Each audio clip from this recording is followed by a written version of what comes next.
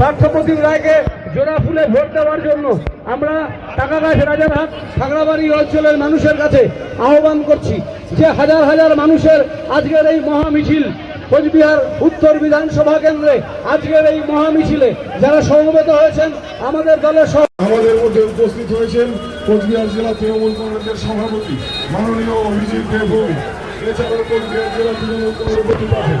উপস্থিত আছেন ব্লক স্তরের সমস্ত তৃণমূল কংগ্রেসের নেতা কর্মীরা।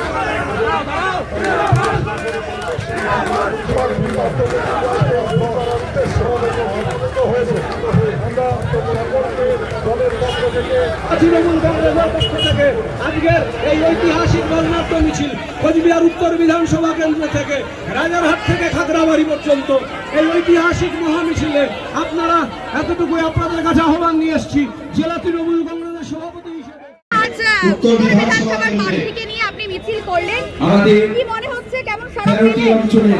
প্রত্যেকটি বুথ সভাপতি, অঞ্চল সভাপতি,